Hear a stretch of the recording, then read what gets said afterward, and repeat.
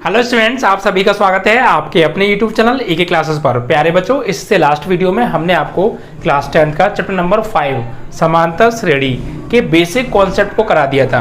यानी एक्सरसाइज 1.1 को complete solve करने के लिए जिन फॉर्मूलों जिन रूल्स की जरूरत थी वो सब कुछ हमने बेसिक वीडियो में करा दिया था बच्चा।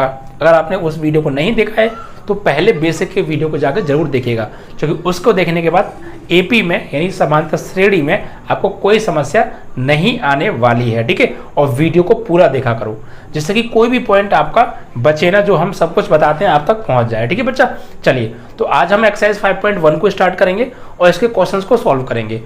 बच्चों शुरुआत हो रही है एपी की। ठीक है, बहुत बच्चे मुझे यही कहते हैं कि सर एपी हमारे समझ में नहीं आती है, तो रियली बता रहा हूँ आप वीडियो को शुरू से लेकर लास्ट तक पूरा देखो। एपी आज के बाद आपको कोई प्रॉब्लम नहीं देगी और एपी आपका फेवरेट चैप्टर बन जाएगा बच्चा। ठीक है, बहुत इजी है बट कंटिन्यू देखिएगा, सब कुछ जैसा बताऊं बिल्कुल वैसे ही समझिएगा, फोकस गड़ाए रखिएगा। ओके बच्चा, चलिए तो 5.1 में हमने आपको अभी तो कुछ करा ही नहीं है, आज स्टार्ट होगी। ठीक है, तो पहली एक्सरसाइज है तो चीज़ों को ध्यान से समझिएगा ना, पढ़ना बहुत ज़रूरी है और जो मैंने बताया बेसिक वीडियो बच्चा जरूर देख लीजिएगा। ठीक है, चलिए तो 5.1 का पहला सवाल लेते हैं और क्या कहा है जरा ध्यान से पढ़ते हैं। स्क्रीन पर आपको क्वेश्चन दिख रहा होगा। इसमें कहा है निम्नलिखित स्थितियों में से किन स्थितियों में संबद्ध संख्याओं की सूची एपी है और क्यों है।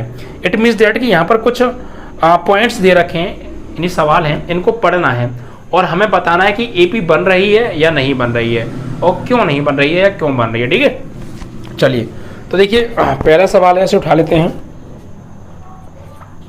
पहले का पहला पार्ट, इसमें कहा है प्रत्येक किलोमीटर के बाद टैक्सी का किराया, जबकि प्रथम किलोमीटर के लिए किराया 15 रुपये है और प्रत्येक अतिरिक्त किलोमीटर के लिए किराया 8 रुपये है। यानी ये कह रहे हैं कि प्रत्येक किलोमीटर के बाद टैक्सी का किराया, जबकि प्रथम किलोमीटर के लिए 15 रुपये है और प्रत्येक अतिरिक्त किलोमीटर के लिए 8 रुपये है बच्चा। यानी ये किराया जो प्रथम किलोमीटर है, स्टार्टिंग में चली गई किलोमीटर दूरी, उसका किराया बच्चा 15 रुपये है। ठीक है, उसके बाद अगर आप प्रत्येक किलोमीटर चलोगे तो आपको 8 रुपये एक्स्ट्रा देने पड़ेंगे हर बार। ये कहा है सवाल में भाई, प्रथम किलोमीटर के लिए किराया कितना है 15 रुपये, उसके बाद अतिरिक्त 1 किलोमीटर यानी प्रति किलोमीटर चली गई दूरी का किराया 8 रुपये है हर बार। तो एपी बनेगी या नहीं बनेगी। देखिए पहली बार 15 है, फिर मान लीजिए हम अगली बार गए 1 किलोमीटर और गए तो 8 रुपये एक्स्ट्रा देने पड़ेंगे। ध्यान से समझिए मेरी बात को, सवाल में साफ साफ बोला है प्रथम किलोमीटर अगर आप जाओगे तो आपको 15 रुपये देने हैं, उसके बाद आप हर प्रति किलोमीटर, उसके बाद हर प्रति किलोमीटर पे 8 रुपये आपको देने हैं। तो हम सबसे पहले 1 किलोमीटर गए तो 15 रुपये दे दिए, अब हम और प्रति किलोमीटर जाना चाहते हैं तो 8 रुपये और देने पड़ेंगे। समझ में आया नहीं आया। यानी 15 रुपये दिए हमने प्रथम किलोमीटर के लिए, अगर हम मान लीजिए 1 किलोमीटर और जाना चाहते हैं तो 8 रुपये एक्स्ट्रा देने पड़ेंगे। यानी 15 तो देने ही देने, 8 एक्स्ट्रा और देने, तो 15 8 कितना हो जाएगा बच्चा 15 ये और 8 हमें अगले प्रति किलोमीटर के। ठीक है, फिर ऐसे ही और आगे गए हम, मान लीजिए तीसरे किलोमीटर पे गए, मान लीजिए 1 किलोमीटर गए, फिर अगले 1 किलोमीटर पे 8 रुपये एक्स्ट्रा देना पड़े। हम और 1 किलोमीटर आगे जाना चाहते हैं तो कितने देने पड़ेंगे 15 और 8 23 प्लस 8 रुपये और देने पड़ेंगे। ऐसे फिर इनको जोड़ेंगे 23 और 8 31 प्लस 8 रुपये और देने पड़ेंगे और ऐसे ही ये कहानी चलती रहेगी। फिर समझिएगा, हम पहले 15 किलोमीटर गए तो हमें 15 रुपये देने, सीधी सी बात है। अब इसके आगे नहीं जाएंगे तो नहीं रुपये देंगे, लेकिन हम और 1 किलोमीटर जाना चाहते हैं तो 15 तो देने ही देने, 8 और देने, कितने हो गए कुल मिला के बच्चा। यहाँ पे कुल मिला के आपको देने यहाँ पर 23 रुपये, यानी 15 तो ये देने ही देने, ठीक है, और प्लस 23 रुपये ये हो गए, मतलब 8 रुपये मिला के और 23 रुपये हो गए। अब कहेंगे मैं 1 किलोमीटर और जाता हूँ तो यहाँ तक के तो 23 रुपये हैं, 23 रुपये हैं, सॉरी यहाँ तक के तो 23 रुपये हैं। आप 1 किलोमीटर और जाना चाहते हैं तो 8 रुपये और दे दीजिए, तो कितने हो जाएंगे 23 प्लस 8 कितना हो गया 31। ठीक है, अब कहेंगे मैं 1 किलोमीटर और जाना चाहता हूँ तो फिर और 8 दे दो, जाते रहो देते रहो। ठीक है, 31 और 8 कितना हो जाएगा बच्चा आपका, ये हो जाएगा 39। तो इसी तरीके से ये कहानी चलती रहेगी। अब हमें ये बताना है क्या ये एपी बन रही है। तो एपी की पहचान क्या बताई थी बच्चा पार्टी मैंने, कुछ नहीं करना, कोई भी 2 नज़दीकी पद उठाओ, दूसरे में से पहले को घटाओ, अंतर पता करो कितना आ रहा है, फिर और कोई 2 नज़दीकी पद उठाओ, अंतर चेक करो कितना आ रहा है। अगर हर जगह अंतर सेम आ रहा है, ठीक है, तो वो एपी है। या फिर मैंने आपको ये बताया था एपी की पहचान ये भी होती है कि हमें अगला पद पिछले पद में एक निश्चित संख्या जोड़ के मिलता है हर बार। तो यहाँ पर ये कंडीशन सीधी आपको बन रही है। देखिए प्रथम पद कितना है 15, अब अगला पद मुझे कैसा मिला 8 जोड़ के, फिर अगला पद मुझे कैसे मिला 8 जोड़ के, फिर अगला पद मुझे कैसा मिला 8 जोड़ के। इट मीन्स दैट जो मैंने आपको बात बताई थी वो बात यहाँ फिट बैठ रही है कि हमें एपी की हर अगली संख्या पिछली संख्या में एक फिक्स नंबर ऐड करके मिल रही है। It means that we can say this is AP. Okay, देखिए नहीं तो भाई 15 है, 15 में क्या ऐड किया 8, तभी तो 23 मिला, फिर क्या ऐड किया 8 तो 31 मिल गया, फिर ऐड क्या किया 8। तो हर पिछले पद में एक फिक्स नंबर, देखो फिक्स नंबर है हर जगह बार 80 है, एक फिक्स नंबर ऐड करके मुझे अगला नंबर मिल रहा है नहीं मिल रहा है। It means that we can say it is AP. Okay, तो यहाँ लिखेंगे ये एपी है। यहाँ लिखेंगे चूंकि हर पिछले पद में एक निश्चित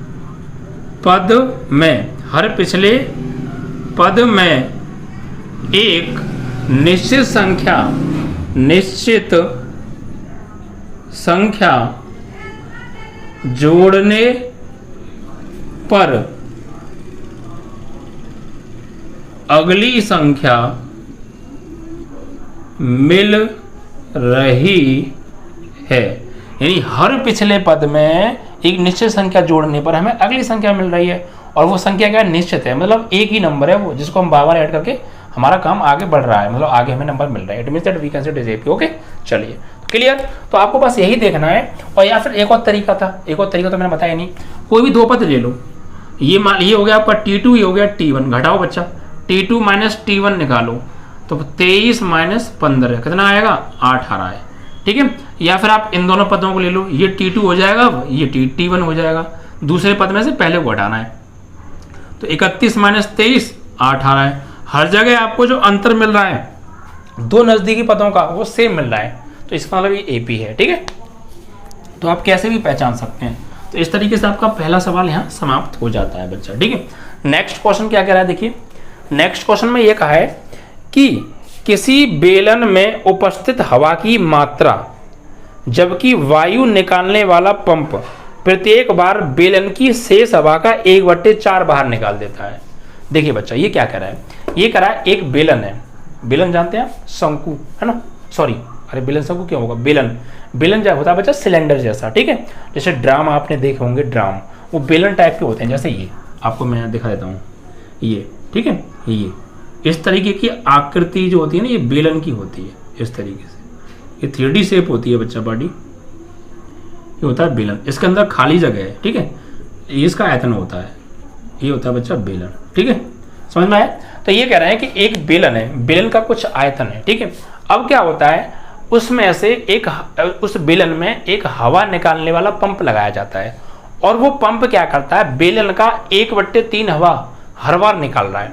मान लीजिए इसमें इसका कुछ आयतन है, इसमें कुछ हवा भरी हुई है, हमने पंप लगा दिया, इसमें जितनी भी हवा भरी थी उसका 1/3 भाग उसने बाहर निकाल दिया, फिर कुछ हवा इसमें बची होगी, फिर लगाया पंप, फिर क्या किया जितनी हवा शेष रह गई थी उसका 1/3 फिर निकाल दिया, फिर जितनी हवा रह गई थी उसका 1/3 फिर निकाल दिया, ऐसे बार निकाल रहा है। तो क्या एपी बनेगी ये हमें बताना है। 1/3 निकाल रहा है ना, सॉरी 1/4 निकाल रहा है ना, 1/4, तो कोई दिक्कत नहीं, बहुत ईजी है।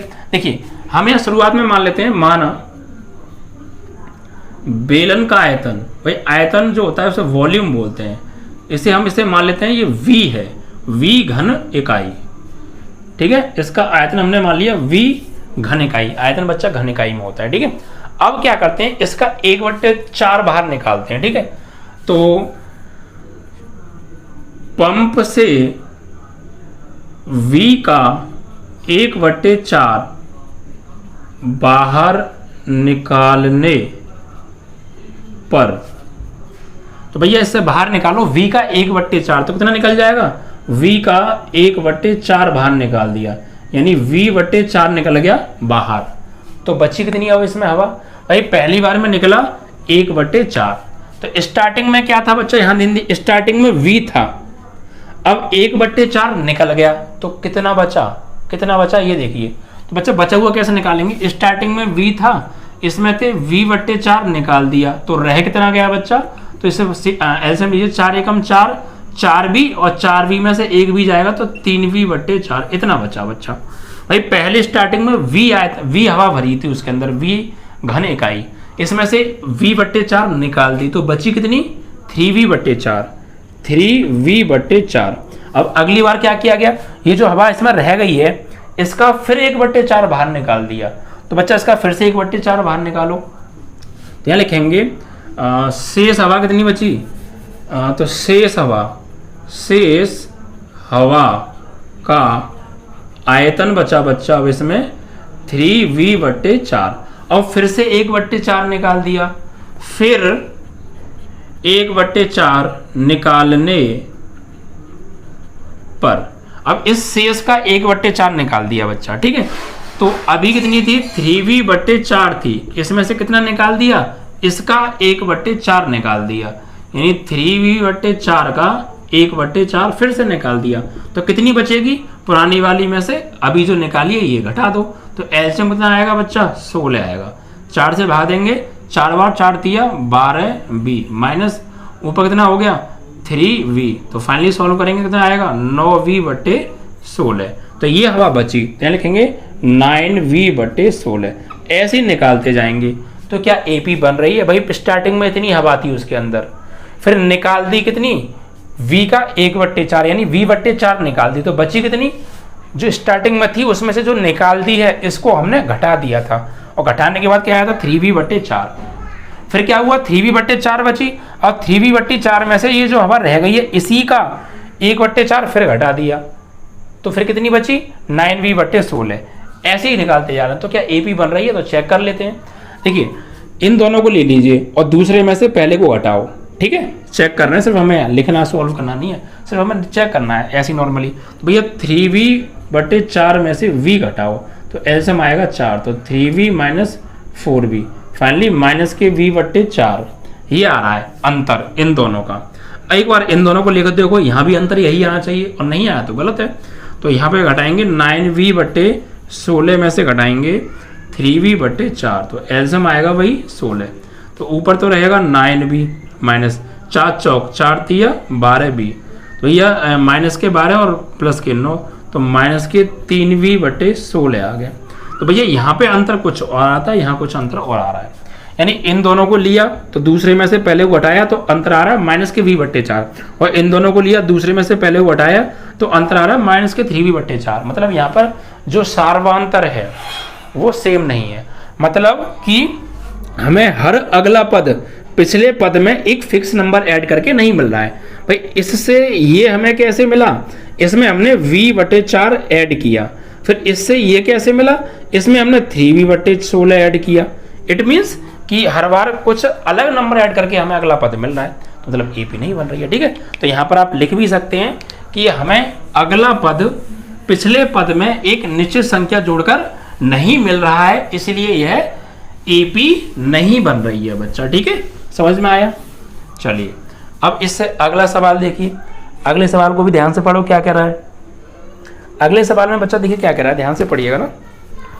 अगले सवाल में कह रहा है बच्चा, प्रत्येक मीटर की खुदाई के बाद एक कुआं खोदने में आई लागत, जबकि प्रथम मीटर खुदाई की लागत 150 रुपये है, और बाद में प्रत्येक मीटर खुदाई की लागत 50 रुपये बढ़ जाती है। बहुत सिंपल है, देखो एक कुआं खुदवाया जा रहा है, एक कुआं, वो ये कह रहा है कि स्टार्टिंग में किलोमीटर है मीटर है, हाँ, हमने जब कुआं खुदवाना स्टार्ट किया तो स्टार्टिंग का 1 मीटर खोदने के रुपए लगे थे 150 रुपये।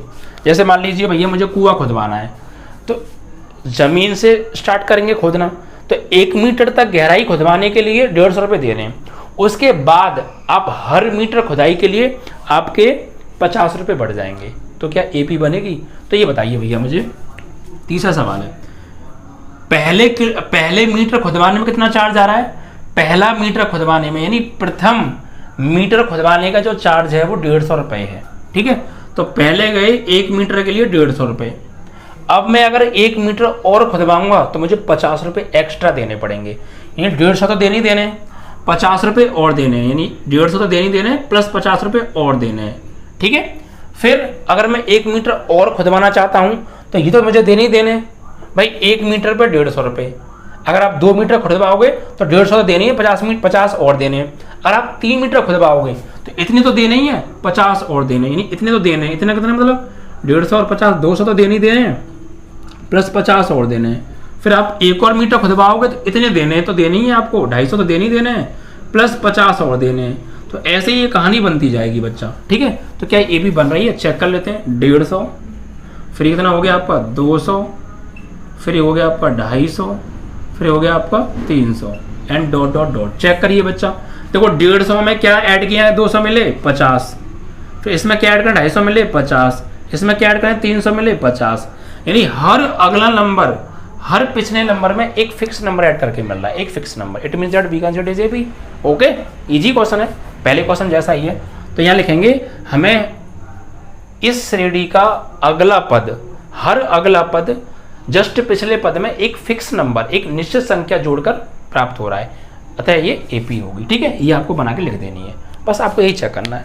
अब आपका एक पार्ट और रह जाता है इसका बच्चा, ठीक है, तो पहचानना था बस, नथिंग।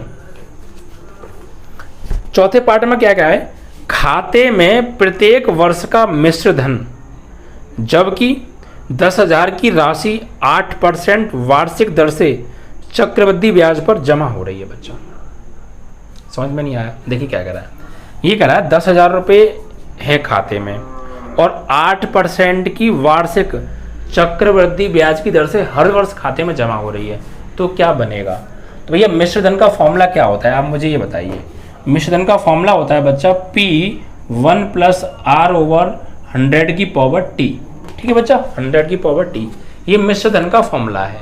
तो पहले वर्ष क्या था, पहले वर्ष क्या था, P हमें यहाँ दे रखा है, P हमें यहाँ दे रखा है बच्चा, P यानी मूलधन हमें दे रखा है 10,000 रुपये, ठीक है, और दर भी हमें दे रखी है, जिसे हम कैपिटल R भी बोल सकते हैं, स्मॉल r, दर यानी R हमें दे रखी है 8%, प्रति वर्ष 8% है, ठीक है, और ये खाते में जमा हो रही है हर साल। चक्रवृद्धि ब्याज है, लेकिन कौन सी ब्याज है, चक्रवृद्धि ब्याज। चक्रवृद्धि ब्याज आप जानते हैं, एक तो होती है साधारण ब्याज और एक तो चक्रवृद्धि ब्याज। साधारण ब्याज में क्या होता है, जो पैसा आपने उधार लिया था, जैसे आपने किसी से 100 रुपये उधार लिए, ठीक है, तो पहले महीने जो ब्याज लगेगी वो 100 रुपये पे लगेगी, दूसरे महीने जो ब्याज लगेगी वो भी 100 रुपये पे ही लगेगी, तीसरे महीने जो ब्याज लगेगी वो भी 100 रुपये पे ही लगेगी। लेकिन चक्रवृद्धि ब्याज में क्या होता है, जो आपने पैसे उधार लिए थे पहले महीने तो उस पर ब्याज लगेगी, फिर दूसरे महीने किस पे ब्याज लगेगी पता है, जो आपने रुपए लिए तो उस पर तो लगेगी, और जो पहले महीने की ब्याज बनी थी जो भी रुपए, उस पर भी ब्याज लगेगी।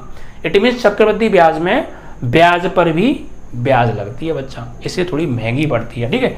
तो इसका फॉर्मूला, मिश्र धन का फॉर्मूला होता है ये, ठीक है। तो पहले वर्ष कितना मिश्र धन होगा उसमें, तो भैया फॉर्मूला होगा पहले वर्ष का मिश्र धन A = P1P ब्रैकेट में 1 + R/100 की पावर T। कौन से वर्ष के लिए, ये एक वर्ष के लिए, प्रथम वर्ष के लिए तो 1 आ जाएगा, क्योंकि T क्या होता है बच्चा, टाइम, कितने साल हैं, तो पहले वर्ष की निकाल रहे हैं तो 1 आ गया, ठीक है। तो यहाँ पे वैल्यू लगाओ बच्चा, पहले वर्ष के लिए कितना आ रहा है, तो P हमें दे रखा है 10,000, 1 + R 8/100 और टाइम कितना है 1 वर्ष।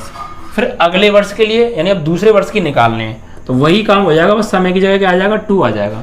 तो 10,000 1 + 8/100 2 वर्ष की है ना, तो यहाँ पर 2 पावर लग जाती है बच्चा, ठीक है। ऐसी तीसरे वर्ष की निकालोगे आप, ये ऐड होती जा रही है बच्चा, ठीक है। तो 10,000 1 + 8/100 की पावर यहाँ 3 हो जाएगी, एंड प्लस डॉट डॉट अनंत, ठीक, इस तरीके जुड़ती जा रही है। तो क्या ये भी बनेगी, चेक कर लेते हैं जरा, ठीक है। सॉल्व करिए बच्चा, देखिए इसको जब हम सॉल्व करेंगे यहाँ पर, तो ये 10,000 तो चल ही रहा है आप, ठीक है। यहाँ पर देखिए 108/100 की पावर 1 हो गया, प्लस यहाँ पे 10,000 आपका चल ही रहा है, ठीक है। ये कितना हो गया 108/100 की पावर 2 हो जाएगा, ठीक है, यहाँ पर, ओके। एंड प्लस 10,000 तो आपका चल ही रहा है, ये हो जाएगा 108/100 की पावर 3 हो गया ये, ठीक है। इस तरीके से आपका ये प्लस डॉट डॉट चलता जा रहा है।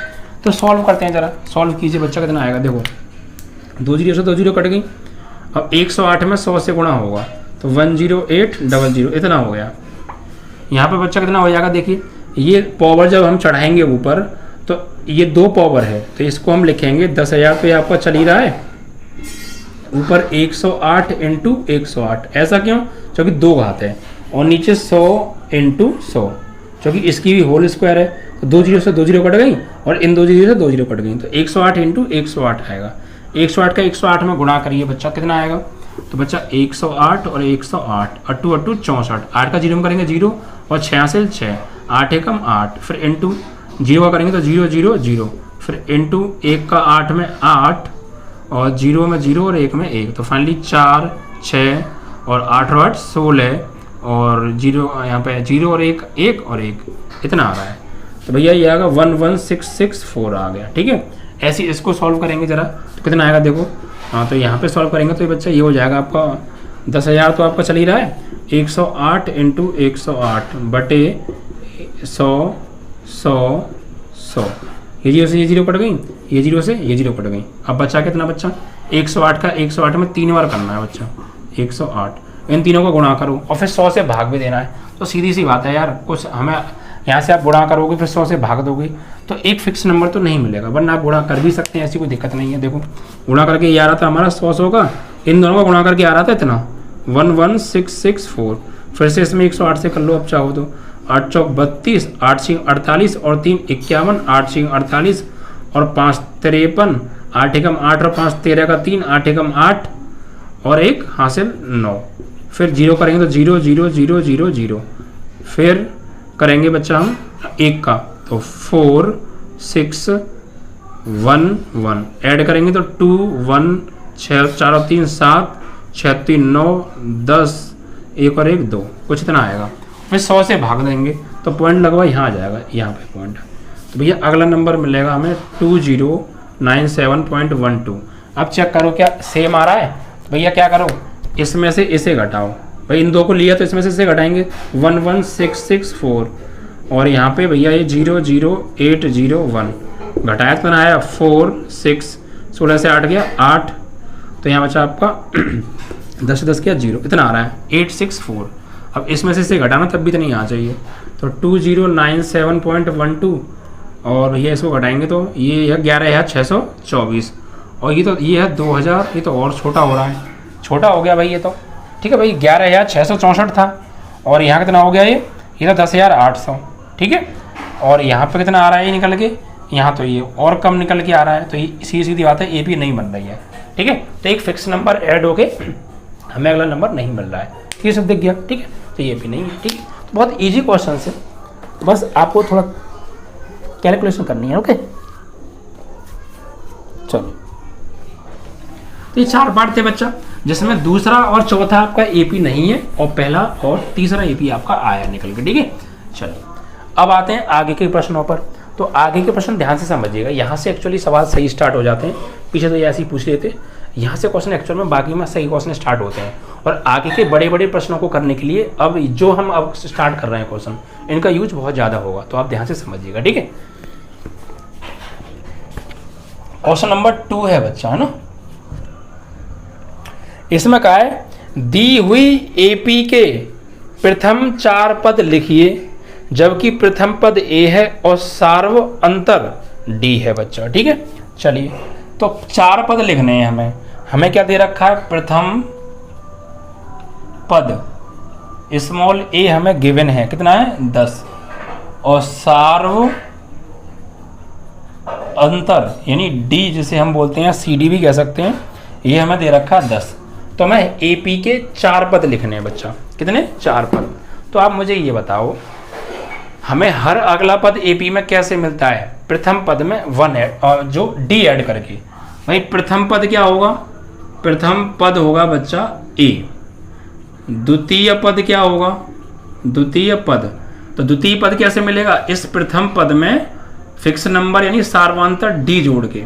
ठीक है, फिर तृतीय पद कैसे मिलेगा, तो इस द्वितीय पद में फिर से यही सार्वंतर जोड़ दो, यानी A प्लस D में फिर से D जोड़ दो। चतुर्थ पद कैसे मिलेगा, तो हर पिछले पद में ये D जोड़ना है, तो A प्लस D और D 2D में फिर से D जोड़ दो। तो फाइनली क्या मिला मुझे, A की वैल्यू कितनी है बच्चा 10, ये ए प्लस डी, तो ए की वैल्यू 10 और डी की वैल्यू भी 10, फाइनली 20 मिल गया।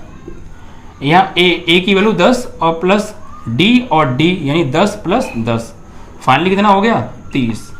यहाँ पे आ जाओ ए की जगह 10 और प्लस 2d और 1d कितना हो जाएगा बच्चा 3 और d की वैल्यू 10, तो फाइनली 10 और 10 3 30, फाइनली कितना हो गया 40 हो गया।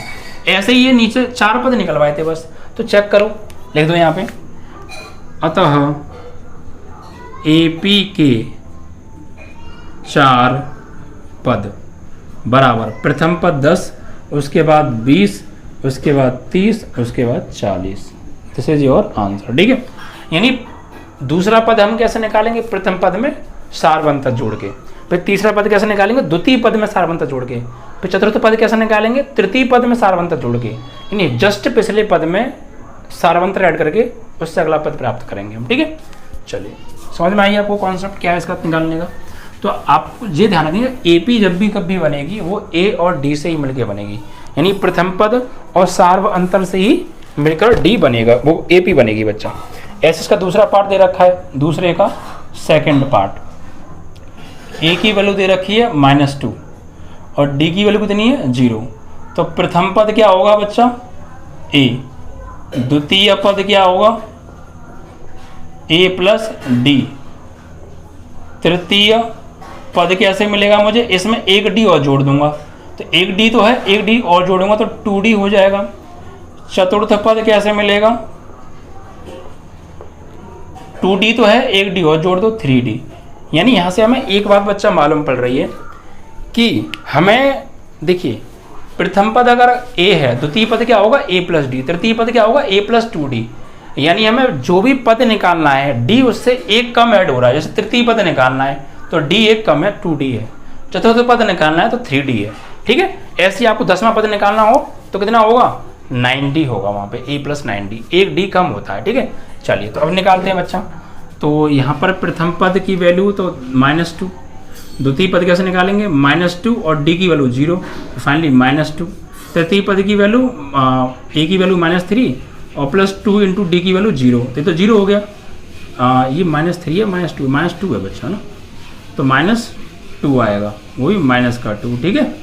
उसके बाद फिर से A की जगह -2 और 3 इंटू D की वैल्यू 0, तो फाइनली -2। तो यहाँ पर हमने क्या देखा, 4 पद, AP के 4 पद, तो प्रथम पद है -2, द्वितीय पद भी -2, तृतीय पद भी -2 और चतुर्थ पद भी -2। ये भी AP है, क्यों, क्योंकि अंतर हर जगह सेम है। हमें अगला नंबर कैसे मिल रहा है, एक फिक्स नंबर ऐड होकर 0 ऐड होकर मिल रहा है भाई। -2 में 0 ऐड करेंगे -2, फिर 0 ऐड कर रहे हैं, फिर -2, फिर 0 ऐड कर रहे हैं -2, यानी फिक्स नंबर क्या हो गया यहाँ पे 0 हो गया, ठीक है। चलिए और आप चेक भी कर सकते हैं, इसमें से इसे घटाओ या इसमें से इसे घटाओ या इसमें से इसे घटाओ, हर जगह डिफरेंस सेम आएगा, कॉमन डिफरेंस, ठीक है बच्चा। तो ये AP है, इट मीन्स ये कॉमन डिफरेंस सेम आया, it means that we can say it is AP, okay. अगला सवाल ले लेते हैं यहीं पे। अब देखिए तीसरा आप खुद कर लीजिएगा। तीसरे पार्ट में क्या दे रखा है, A बराबर दे रखा है तुम्हें 4 और D बराबर -3। चौथे में देखिए क्या दे रखा है, A बराबर -1 है और D बराबर 1/2 है। चलो मैं ये बता देता हूँ। तो बच्चा प्रथम पद क्या होगा, प्रथम पद A, तो A की वैल्यू कितनी दे रखी है -1। द्वितीय पद कैसे निकालेंगे, A प्लस D, तो A की वैल्यू -1 और प्लस D की वैल्यू 1/2, तो -1 में से आधा जाएगा तो -1/2 आएगा। फिर तृतीय पद कैसे निकालेंगे, तो इसमें 2D हो जाएगा, एक D में एक D और जुड़ जाएगा, तो -1 प्लस 2 इंटू 1/2, इससे ही कट गया, -1 प्लस 1 कितना हो गया 0 हो गया। फिर चतुर्थ पद कैसे निकलेगा बच्चा, चतुर्थ पद तो A प्लस 3D हो जाएगा, तो A की वैल्यू -1 और 3 इंटू D की वैल्यू 1/2 हो गया। तो सॉल्व करेंगे इसको, तो -1 और प्लस 3/2, तो 2 एकम 2 यानी -2 प्लस 3, तो फाइनली 1/2 आ जाएगा ये, ठीक है। प्लस का 1/2 आ गया, क्लियर ना। ये 2 है ना एलसीएम, यस 2 है, तो 2 -2, तो यहाँ पे सॉल्व होकर 1/2 बचेगा, यस। तो क्या आए, पहला पद आ रहा है इसका -1, दूसरा आ रहा है -1/2, तीसरा आ रहा है 0, फिर प्लस 1/2, ठीक है। यानी क्या हो रहा है, हर बार +1/2 ऐड हो रहा है। भाई इससे ये कैसे मिला, जब इसमें हमने +1/2 ऐड किया। इससे ये कैसे मिला, जब इसमें +1/2 ऐड किया। इससे ये कैसे मिला, जब इसमें +1/2 ऐड किया। यानी हर पिछले नंबर में कोई फिक्स नंबर ऐड करके हमें अगला नंबर मिल रहा है। इट मीन्स दैट ये AP है। ठीक है, तो 4 पद लिख लेते, 4 पद हमने लिख दिए। ये हैं 4 पद, ये वाले। ठीक है, AP के 4 पद। ठीक है, और एक ये 5वां सवाल और है, ये आप स्वयं कीजिएगा। A बराबर दे रखा है -1.25 और D बराबर दे रखा है -0.25। ठीक है, इस तरीके से। अब पॉइंट देख के डर मत जाइएगा, या मैं करा ही दूं, चलो मैं करा देता हूँ, कोई दिक्कत नहीं है। 70% बच्चे पॉइंट देख के डर जाते हैं, मैं समझ सकता हूँ, बट आप लोग ऐसे अपनी सोच कब तक बनाए रखेंगे। पॉइंट से डरिए मत, लड़िए। देखिए कैसे, हमें प्रथम पद निकालना है, प्रथम पद। तो ए की वैल्यू कितनी दे रखी है, -1.25। द्वितीय पद A + D होता है, तो A की वैल्यू -1.25 और प्लस D की वैल्यू है -0.25। तो देखो ये भी माइनस का और ये भी माइनस का, तो ये आपस में ऐड हो जाएंगे बच्चा। तो ऐड होंगे तो क्या मिलेगा, देखो 5 और 5 10, 2 और 2 4 और कैरी 1 5। ठीक है, और 1 का 1 0.2 टाइम बाद। ठीक है, इस तरीके से। और माइनस के तो माइनस का आएगा। ठीक है, माइनस के 1.50 आ गया आपका। ठीक है, ऐसे तृतीय पद निकाल सकते हैं हम यहाँ से। तृतीय पद यानी A + 2D। तो बच्चा A की वैल्यू कितनी, -1.25 और प्लस 2 × D की वैल्यू -0.25। सॉल्व करो, -1.25 और ये माइनस के ऐड करेंगे भैया, 25 दूनी 50 हो गया। पॉइंट लगेगा यहाँ पे, हाँ 2 बाद पॉइंट, यानी कि 0.50 हो जाएगा। ठीक है, अब इनको ऐड करेंगे तो भैया 0 और 5 5, 5 और 2 7.1 माइनस के 1.75 हो गया। ठीक है, ऐसी चतुर्थ पद निकालेंगे आप। चतुर्थ पद तो क्या होगा, A + 3 × D। तो A की जगह -1.25 और +3 × D की जगह आपका हो गया -0.25। सॉल्व करो, -1.25 और ये माइनस का हो जाएगा। गुणा करेंगे 3 से 25 3 75, 0.75 ऐड करो। 5 और 5 10, 5 7 और 2 9, 1 का 1 पॉइंट लगेगा बच्चा 1.90 वही माइनस के। ठीक है, तो इस तरीके से मिले। तो 4 पद क्या होंगे, प्रथम पद हो गया हमारा -1.25, द्वितीय पद हो गया -1.50, तृतीय पद हो गया -1.75 और ये हो गया आपका अगला -1.90। ये 4 पद हो गए बच्चा आपके AP के। ठीक है, तो ये आपके जो है दूसरे सवाल के 5 पार्ट थे। ठीक, 4 पार्ट थे बच्चा, चारों पार्ट हमने सॉल्व करा दिए। आई होप कि आपको क्लियर हो गया होगा।